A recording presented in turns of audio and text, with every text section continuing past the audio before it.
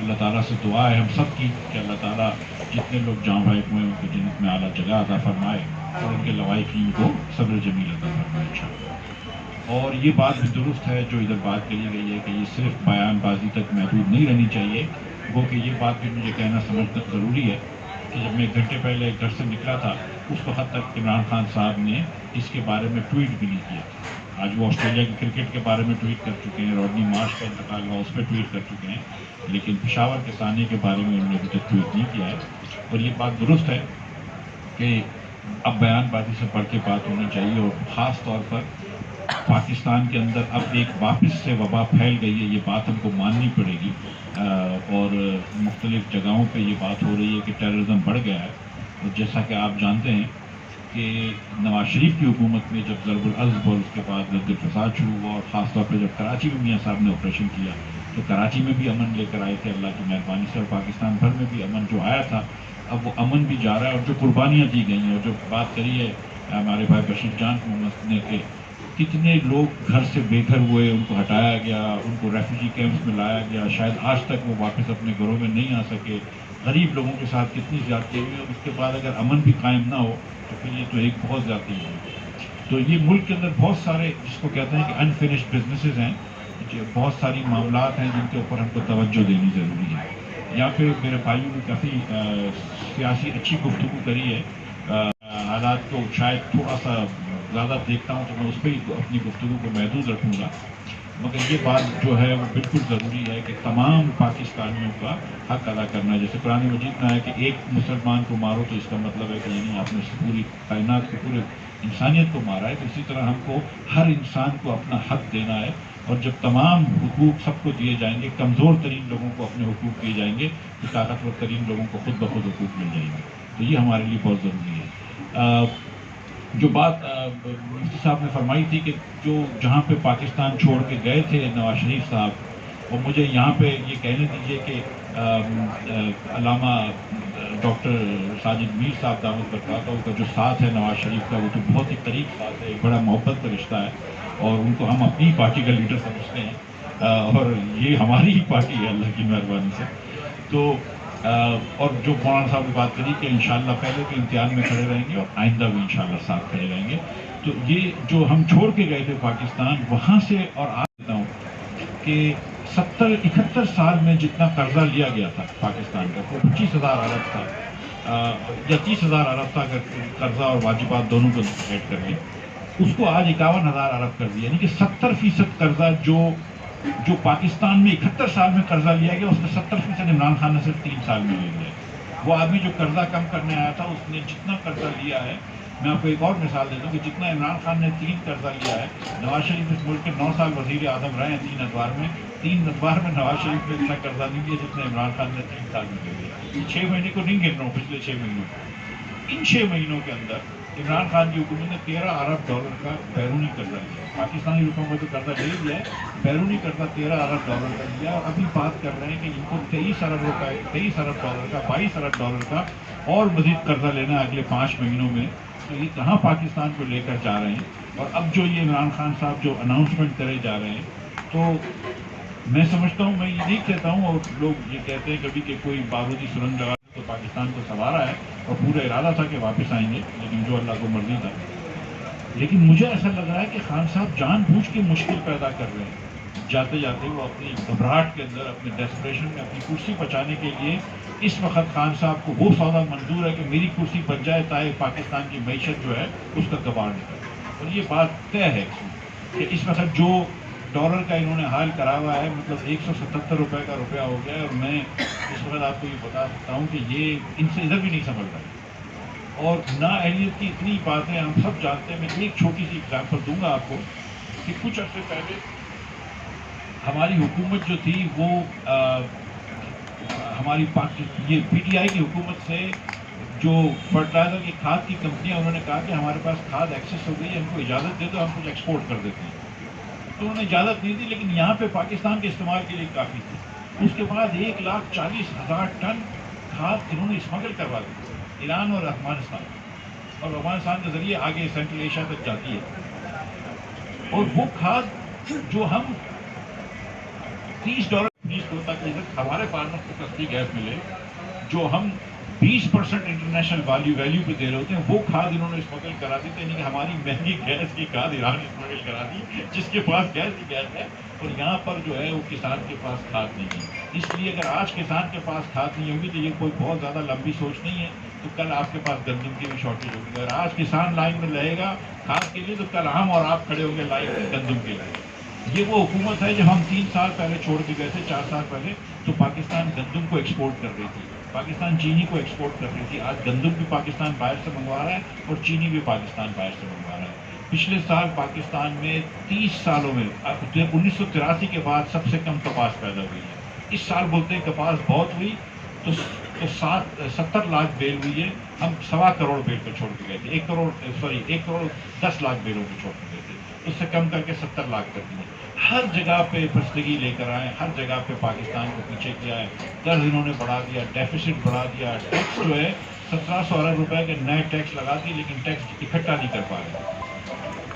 मुस्लिम league नून ने current account deficit यानी कि जारी खसारा बहुत छोड़ दिया है। इस साल जो जारी खसारा होगा वो पाकिस्तान की तारीख का सबसे ज़्यादा होगा। इस साल जो इम्पोर्ट पाकिस्तान में हो रहे हैं वो पाकिस्तान की तारीख के सबसे ज़्यादा होंगे। और 3 साल तक एक पैसे का एक्सपोर्ट नहीं बढ़ा, 40% की वैल्यू करने के बाद इस साल एक्सपोर्ट बढ़ रहा है, और वो भी इसलिए बढ़ रहा है कि कीमतें बढ़ गई हैं, ना कि क्वान्टिटी ज़्यादा की गई। 6,000 रुपये की रुई थी, अब वो 18,000 रुपये की हो गई, तो ज़ाहिर है कि जो आपकी तमीज़ वगैरह है महंगी। और पाकिस्तान में क्या महंगाई लेकर आए, जो आदमी, पहले यहीं से शुरू करता हूँ, कि जो आदमी आपको कह रहा था कि 1 करोड़ नौकरियां देगा, वो आदमी इस पाकिस्तान के अंदर उसने 60 लाख लोगों को, मजीद लोगों को बेरोजगार किया।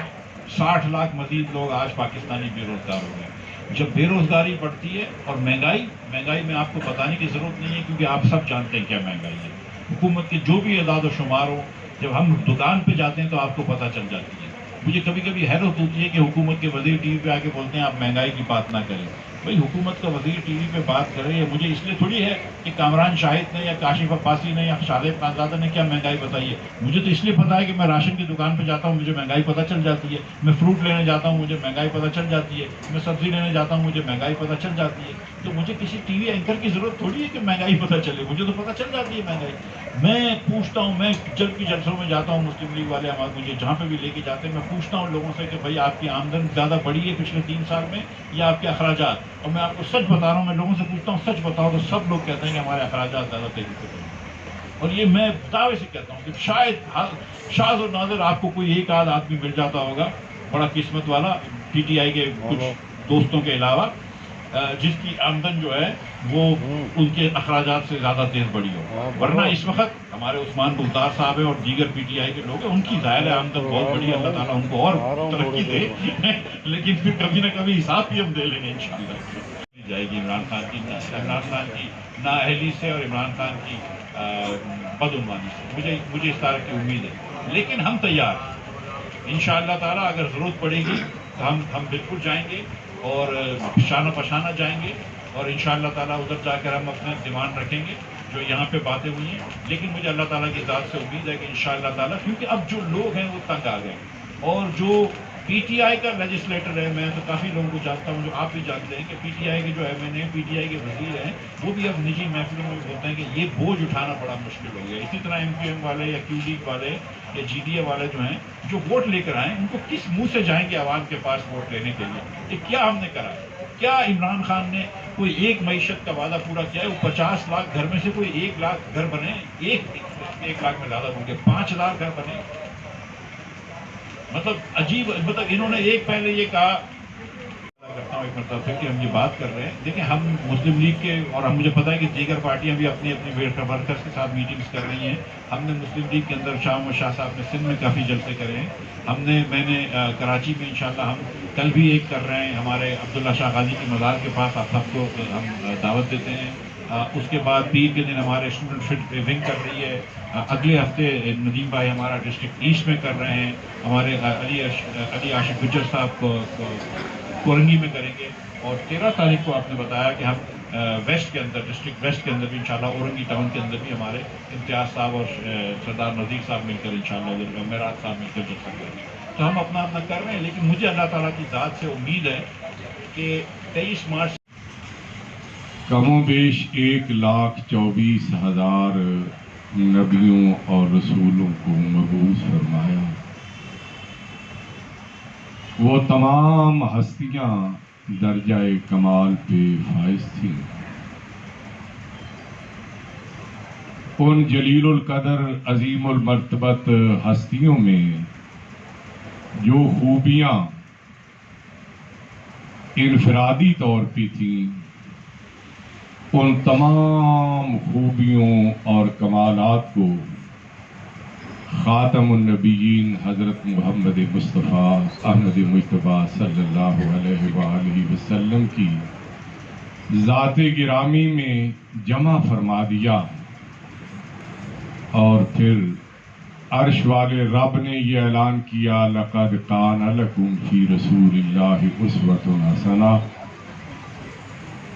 دنیا میں بسنے والوں، اگر تم کامیابی اور کامرانی چاہتے ہو تو میرے رسول صلی اللہ علیہ وسلم کی سیرت کو اپنا لو، آپ کے اسوہ حسنہ کو اپنے لیے مشعل راہ بنا لو. آپ نے ہر معاملے میں دنیا کی اصلاح کی، اور کوئی معاملہ ایسا نظر نہیں آتا جس میں آپ نے رہنمائی نہ دی ہو. ملک و ملت کے لحاظ سے بھی آپ کی تعلیمیں ملک سے محبت اور باہمی تعلقات کو استوار رکھنے کا سبق ملتا ہے. آپ جب مدینہ منورہ تشریف لائے، مختلف قبائل کے لوگ مختلف تہذیب و ثقافت رکھتے تھے. آپ نے ان سب کے درمیان مواخات کا، بھائی چارے کا رشتہ قائم کروایا. تو ہمیں بھی اس اخوت کے رشتے کو ملک کے ایک کونے سے لے کے دوسرے کونے تک پروان چڑھانا ہے. آپ نے مدینہ منورہ سے بے پناہ محبت کی. آپ کو مدینہ کی سرزمین سے بھی پیار تھا، گلی کوچوں سے پیار تھا، در و دیوار سے پیار تھا، مدینے کے میدانوں سے پیار تھا، حتیٰ کہ پہاڑوں سے بھی پیار تھا. آپ غزوہ سے تشریف لا رہے تھے، دور سے احد پہاڑ دکھائی دیا، فرمایا ھذا جبل یحبنا ونحبہ. یہ وہ پہاڑ ہے جو ہم سے محبت کرتا ہے اور ہم بھی اس سے پیار کرتے ہیں. تو ہمیں بھی وطن عزیز کے ایک ایک فرد سے، وطن عزیز کی ایک ایک بستی سے، ایک ایک شہر سے محبت اور پیار کرنا چاہیے. اور یہ صرف مرکزی جمعیت اہل حدیث ہی نہیں، مسلم لیگ نون ہی نہیں، بلکہ تمام جماعتوں کا حقیقی نصب العین ہے. وطن دشمن قوتیں آئے روز کبھی مساجد میں، کبھی امام بارگاہوں میں، کبھی گرجا گھروں میں، کبھی گردواروں میں، اور کبھی مندروں میں دہشت گردی پھیلا کے ہماری یکجہتی کو پارا پارا کرنا چاہتی ہے. آج پشاور کم و بیش 1,24,000 نبیوں اور رسولوں کو مبعوث فرمایا. وہ تمام ہستیاں درجہ کمال پہ فائز تھیں. ان جلیل القدر عظیم المرتبت ہستیوں میں جو خوبیاں انفرادی طور پہ تھیں، ان تمام خوبیوں اور کمالات کو خاتم النبیین حضرت محمد مصطفیٰ احمد مجتبیٰ صلی اللہ علیہ وآلہ وسلم کی ذات گرامی میں جمع فرما دیا، اور پھر عرش والے رب نے یہ اعلان کیا لقد کان لکم فی رسول اللہ اسوۃ حسنہ۔ دنیا میں بسنے والوں، اگر تم کامیابی اور کامرانی چاہتے ہو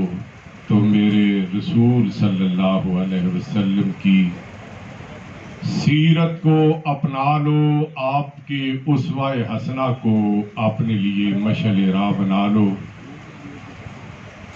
آپ نے ہر معاملے میں دنیا کی اصلاح کی، اور کوئی معاملہ ایسا نظر نہیں آتا جس میں آپ نے رہنمائی نہ دی ہو۔ ملک و ملت کے لحاظ سے بھی آپ کی تعلیمیں ملک سے محبت اور باہمی تعلقات کو استوار رکھنے کا سبق ملتا ہے۔ آپ جب مدینہ منورہ تشریف لائے، مختلف قبائل کے لوگ مختلف تہذیب و ثقافت رکھتے تھے، آپ نے ان سب کے درمیان مواخات کا، بھائی چارے کا رشتہ قائم کروایا۔ تو ہمیں بھی اس اخوت کے رشتے کو ملک کے ایک کونے سے لے کے دوسرے کونے تک پروان چڑھانا ہے۔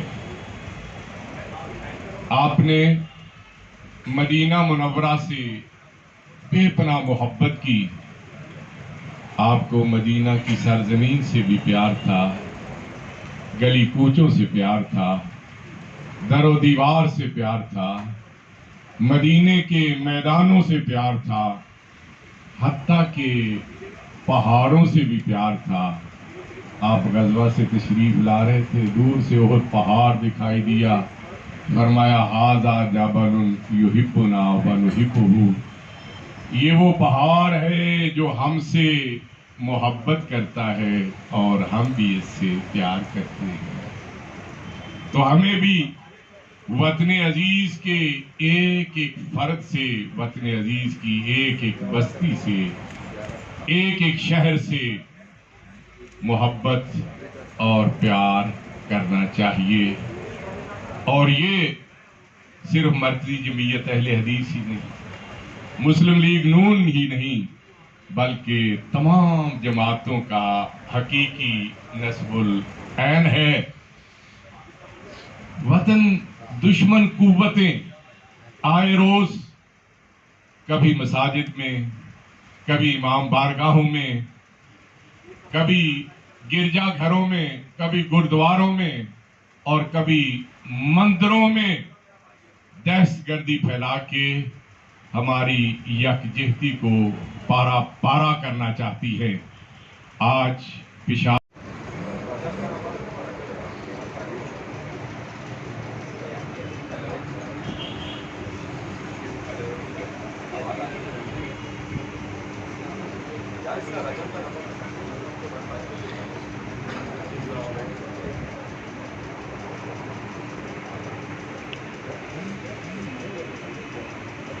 آج وہ بہت زیادہ پریشان حال بھی ہیں، اور وہ اگر آپ دیکھیں تو صرف اس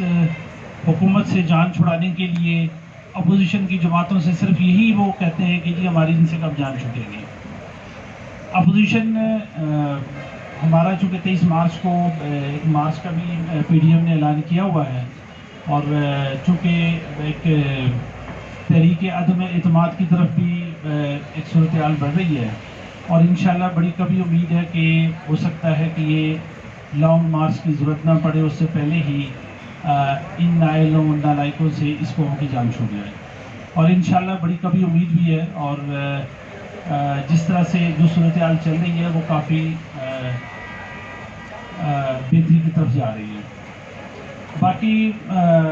ہماری ایک آپس میں ایک رابطہ اور رہنا چاہیے، اور ہمیں میرا خیال ہے کہ 23 مارچ کے حوالے سے بھی اپنی تیاریوں کو جو ہے وہ جاری رکھنا چاہیے، اور اپنی حکمت عملی جو ہے اس حوالے سے تیار رکھنی چاہیے، چونکہ اس میں ٹائم بڑا کم ہے، اور آج شاید 5 مارچ ہو چکی ہے اور بڑا کم ٹائم ہے، تو ہمیں دونوں صورتحال کے لیے تیار رہنا چاہیے۔ اس سے پہلے جو ایک مارچ ابھی راستے میں اسلام آباد کی طرف جا رہا ہے، وہ بھی ماشاءاللہ بڑی کامیابی سے آگے کی طرف بڑھ رہے ہیں، اور مجھے امید ہے کہ اگر پی ڈی ایم کی ان ساری جماعتوں کا اور پورے ملک سے جب یہ قافلے نکلیں گے، اور پورے ملک سے جب پبلک کا رخ اسلام آباد کی طرف ہوگا، تو ان کے پہلے ہی پاؤں اکھڑے ہوئے ہیں اور یہ پہلے ہی بخلاہٹ کے شکار ہیں، تو مجھے امید ہے کہ شاید اس مارچ کے درمیان ہی شاید ان کو چھوڑ کے جانا پڑے گا۔ اور آج اگر ہم اپنے ملک کے اندر دیکھتے ہیں تو ہماری داخلہ پالیسی اگر ہم دیکھیں، امن و امان کی صورتحال دیکھیں، تباہ حال معیشت کو دیکھیں، ہماری ناکام خارجہ پالیسی کو دیکھیں، کسی بھی شعبے کو دیکھیں، تو اس میں ایک نااہلی نالائکی بھی نظر آتی ہے، اور ہر شعبے کے اندر ہماری صرف زوال پیچیدگی نظر آتی ہے۔ تو پھر اس ملک کے عوام کو شاید اپوزیشن کی ضرورت بھی نہ ہو، اور پھر اس ملک کے لوگ اس صورتحال کو انارکی کی طرف لے کے جائیں۔ ہم نہایت ادب کے ساتھ یہ بات کہنا چاہتے ہیں کہ پاکستان میں جو آدمی بھی انسانی حقوق کی بات کرتا ہے، عوام کے حق کی بات کرتا ہے، جمہوریت کی بات کرتا ہے، آئین اور پارلیمنٹ کی بات کرتا ہے، اس کے اوپر جو ہے وہ آپ بغاوت اور غداری کے مقدمے بناتے ہیں۔ یہ کل اسلام آباد میں سندھی میں کیا ہوا، وہ بلوچ طالب علم اپنے ایک ساتھی کے اغوا کے خلاف احتجاج کر رہے تھے، پی ٹی آئی کی وزیر کی بیٹی سمیت جو ہے ان کو گرفتار کیا گیا، اور اطلاع یہ ہے کہ ان کے اوپر جو ہے وہ بغاوت کے مقدمے بنا دیے گئے۔ پروگرام کا آغاز اللہ رب العزت کے اسم گرامی سے ہم کرنا چاہیں گے، جس کے لیے جناب قاری منیر صاحب سے میں درخواست کروں گا کہ وہ تلاوت کلام پاک پیش کریں۔ اعوذ باللہ من الشیطان الرجیم، بسم اللہ الرحمن الرحیم۔ اشتراک اور ان کی باہمی مشاورت کے حوالے سے تھا، اور جو یہاں احباب یہاں تشریف لائے ہیں، بالخصوص پختونخوا ملی عوامی پارٹی کے جناب بشیر خان صاحب اور دیگر جماعتوں کے احباب، آپ جانتے ہیں کہ آج کا یہ پروگرام مہمان خصوصی جناب سابق وزیر خزانہ مفتاح اسماعیل صاحب کی مہمانیت کے حوالے سے منعقد کیا جا رہا ہے۔ اس مجلس کے صدر ہیں جناب سردار نواز صاحب کو ہم پروگرام میں آمد پر خوش آمدید کہتے ہیں۔ پہلے ہم چاہیں گے کہ میزبان جناب فضیلت الشیخ مفتی یوسف قصوری حفظہ اللہ پروگرام کی غرض و غایت کے حوالے سے اپنے خیالات کا اظہار کریں، پھر ہم دیگر اپنے دوستوں کو دعوت جناب سابق وزیر خزانہ مفتاح اسماعیل صاحب انشاءاللہ اپنا پرمغز اور تجربات کے نچوڑ پر مبنی ملک کی صورتحال اور جو موجودہ حکومت نااہل اور سلیکٹڈ حکومت نے جو ملک کا حال کیا ہے